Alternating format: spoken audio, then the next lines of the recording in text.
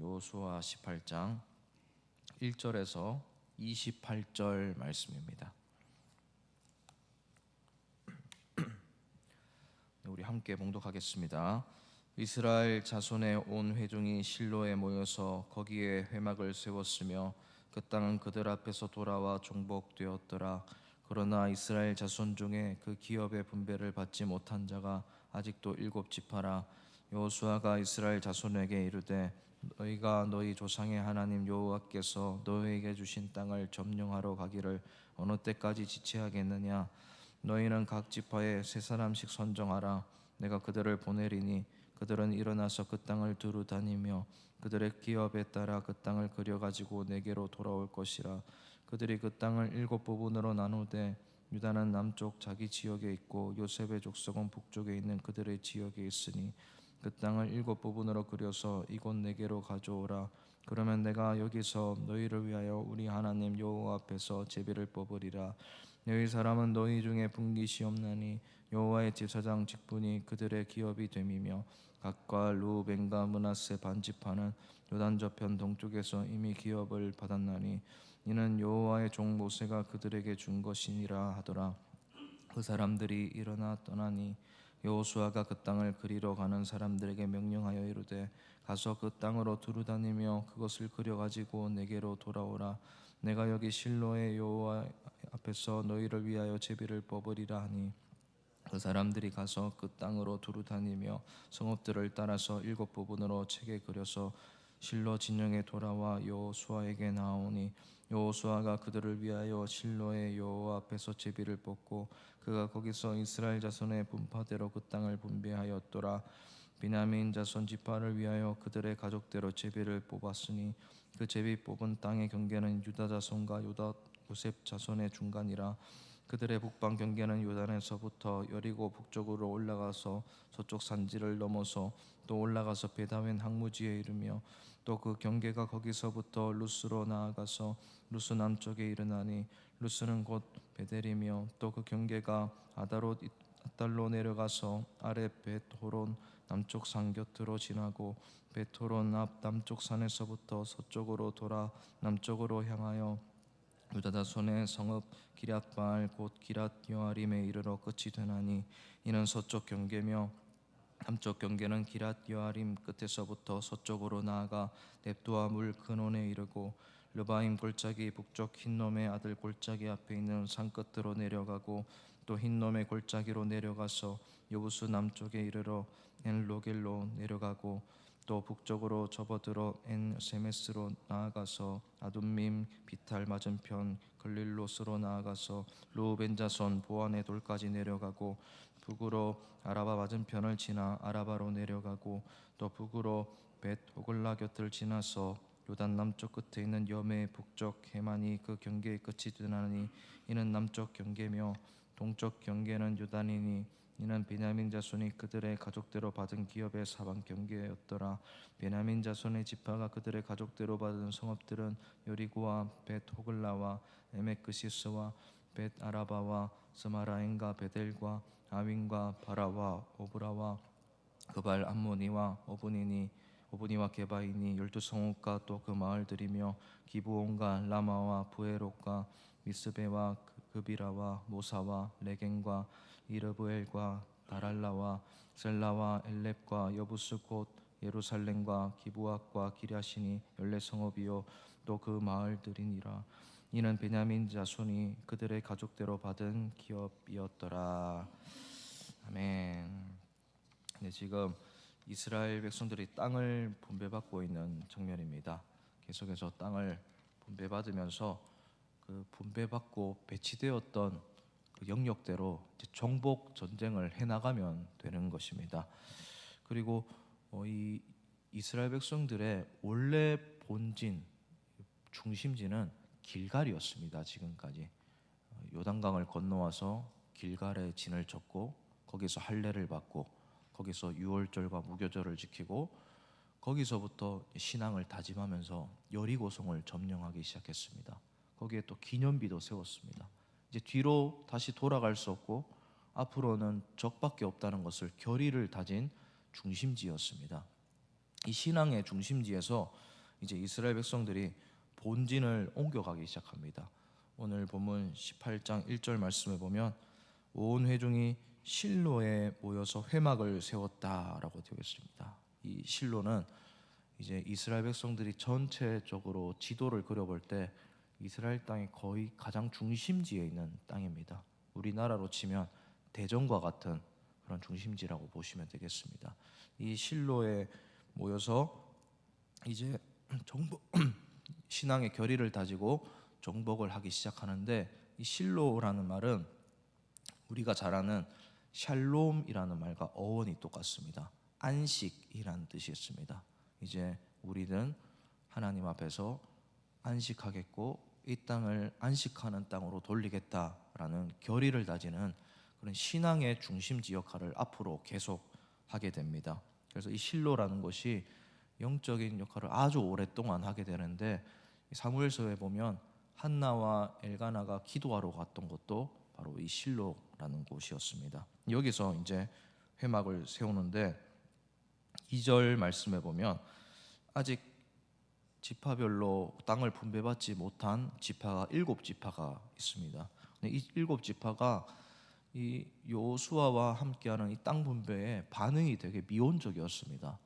지금까지 분배받았던 그 유다 지파, 그리고 뭐 에브라임 지파, 므낫세 지파, 이런 지파에 비해서 자기들에게 주어질 땅이 약간 별로라고 생각했을 수도 있습니다. 그리고 이미 유다 지파가 많은 중요한 곳을 하나님께서 주셨기 때문에 그것에 대해서도 약간 불편했을 수도 있습니다. 그래서 뭔가 적극적으로 이 일에 동참하지 않고 있는데, 여호수아가 이 7지파를 향해서 3절 말씀에 보면 이렇게 말씀합니다. 여호수아가 이스라엘 자손에게 이르되 너희가 너희 조상의 하나님 여호와께서 너희에게 주신 땅을 점령하러 가기를 어느 때까지 지체하겠느냐라고 책망을 합니다. 지체하다라는 말은 왜 이렇게 머뭇거리느냐, 왜 이렇게 적극적이지 않느냐, 이런 뜻이 있습니다.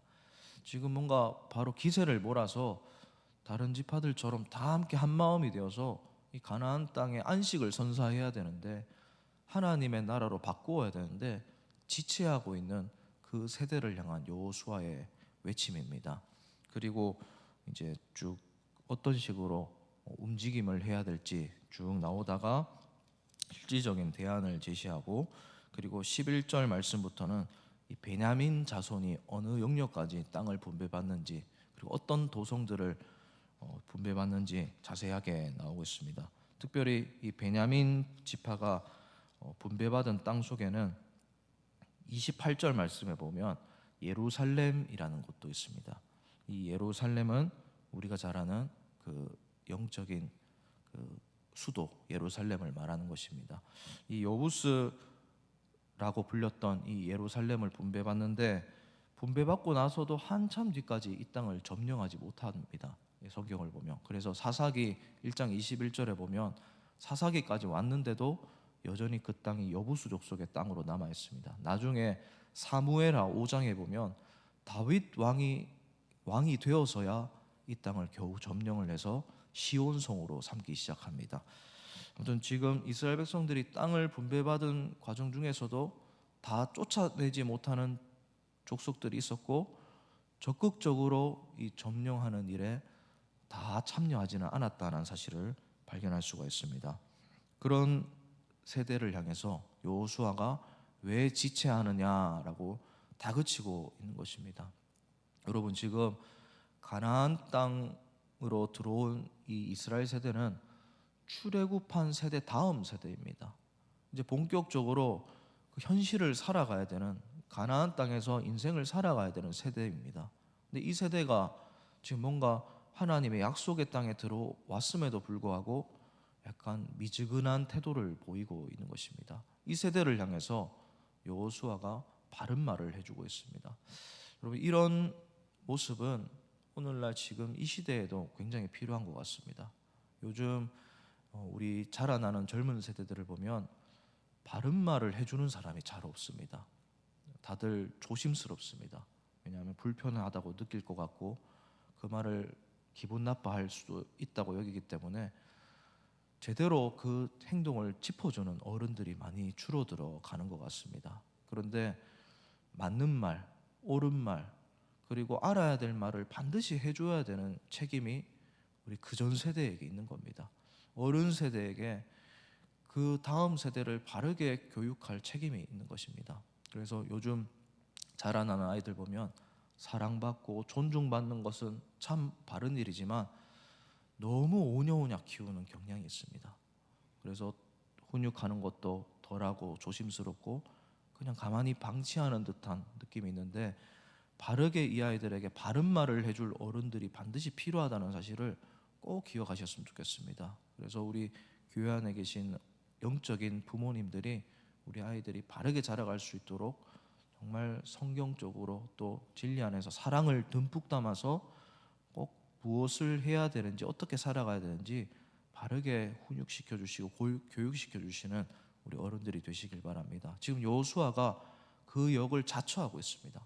지체하지 말라라고 합니다.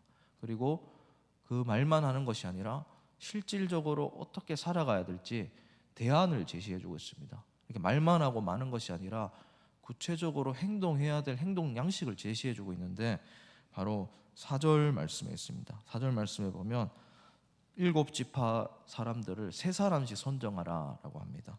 그래서 그 땅을 분배받을 땅을 두루 다니면서 그려오라라고 하는데, 아마 당시에 지도 같은 것들, 이 지형 지물을 그려오라고 했었을 것입니다. 그래서 흩어져서 다 그려오도록 시키고, 이 그려온 것을 가지고 제비를 뽑아서 또 분배를 합니다. 여러분이 흩어져서 지금 땅을 그려오라라고 한 장면은 지금 여호수아가 이것을 지도하고 있는데, 여호수아의 과거의 모습을 생각나게 합니다. 모세가 12지파별로 사람을 뽑아서 가데스 바네아에서부터 12명 한 사람씩 지파별로 정탐을 보냈던 그 사건을 연상시키는 겁니다. 여호수아가 정탐을 했던 가장 잘했던 사람 중에 한 사람입니다. 정탐꾼 중에 1등이었습니다. 그런 경험을 살려서 다음 세대에게 정복할 땅을 미리 보고 정탐을 하고 오라고 그렇게 말을 하고 있는 겁니다. 즉 여호수아는 그 땅을 보고 왔을 때 생각이 달라진다는 것을 알고 있었습니다. 이미 경험해 봤기 때문입니다. 모세를 통해서 그렇게 훈련을 받아봤기 때문입니다. 지금 여호수아가 그런 의미에서 자기의 경험을 살려서 그 세대를 향해서 시선을 바꾸고 생각을 바꾸도록 그 땅을 그려오도록 이렇게 보내고 있는 장면입니다. 여러분, 이런 의미에서 경험이 참 중요합니다. 어떤 식으로 내가 어떤 것을 경험하면서 살아갔는지, 그것이 참 중요한 것입니다. 그래서 우리가 다음 세대를 향해서 기도하고 참 걱정할 때 다음 세대가 많은 경험을 할 수 있도록 미리 경험할 수 있는 그런 배경들을 제공해 주는 것도 우리 세대에게 반드시 필요하다는 것을 우리가 기억할 필요가 있습니다. 보고 자신들의 꿈을 그리도록 최대한 많은 것들을 경험하게 해주는 겁니다. 보내주고 가르쳐주고 또 선례들을 따라가게 하고 그런 구체적인 비전을 제시해주면서 꿈을 그리면서 살아가도록 그런 영역을 보여주는 것이 우리 세대 그리고 전 세대가 다음 세대에게 해줘야 될 일일 수도 있다라는 사실입니다. 지금 이 파송받았던 이 3명씩 갔던 그 사람들이 지도를 그리고 와서 그걸 딱 놓고 제비를 뽑아서 분배를 받습니다. 그때 어떤 생각을 했겠습니까? 분명히 불만이 있었을 수도 있습니다. 더 좋은 땅을 분배받고 싶었을 수도 있습니다. 그런데 지파별로 이렇게 제비를 뽑았다는 것은 공평하게 제공했다는 겁니다. 다 하나님의 뜻으로 여기고 하나님이 그렇게 정하셨다고 믿고 그 땅을 가지기로 약속했다라는 것입니다. 하나님의 전적인 은혜를 감사하면서 받아들이는 것입니다. 그러니까 받아들이면서 하나님의 인도하심을 계속 느끼는 것이죠. 우리 힘으로 할 수 없고 내가 선택한 것이 아니고 하나님이 주셨다는 사실을 믿고 그렇게 살아가게 되는 것입니다. 우리 사랑하는 새감교회 모든 성도님 여러분, 우리가 다음 세대를 위해서 늘 품고 있는 기도 제목들이 있으실 겁니다. 특별히 지금 책상 위에도 우리 수험생을 위한 기도 제목들이 있는데, 이 아이들이 시험을 위해서만 기도를 받아서는 안 됩니다. 앞으로 살아갈 그들만의 가나안 땅을 정령할 수 있도록 하나님께서 구체적인 그림을 그릴 수 있는 배경을 제공해 주시옵소서. 그런 것도 기도해 주시고, 또 하나님께서 이 아이들 인도하여 주시옵소서. 하나님께서 이 아이들이 살아갈 곳을 하나님이 주장하여 주시옵소서. 그러니까 하나님의 은혜를 바라면서 이 아이들을 위해서 기도해 줘야 되는 것입니다. 그런 의미에서 우리가 오늘 아침 꼭 기도하실 때 우리 아이들이 정말 하나님을 알도록, 그리고 바른 길을 갈 수 있도록, 또 내가 그런 역할을 말해주는 귀한 어른이, 믿음의 선배가 될 수 있도록 다짐하시고 기도하시고 돌아가는 오늘 아침 되시기를 주님의 이름으로 진심으로 축복을 드립니다. 말씀을 맺겠습니다. 오늘 이스라엘 백성들이 그렇게 땅을 분배받으면서 여호수아가 바른 말을 해줍니다. 그리고 구체적으로 대안을 제시받습니다. 이 사실을 기억하면서 우리가 다음 세대를 위해서 기도해주고 바른 말을 해주고 꿈을 그려 나갈 수 있도록 배경을 제공해 주시는 우리 어른들이 되길 소망합니다. 우리 이 말씀을 기억하면서 우리 기도 제목을 생각하면서 기도하시고 또 수험생들을 위해서 기도해 주시고 돌아가시도록 하겠습니다.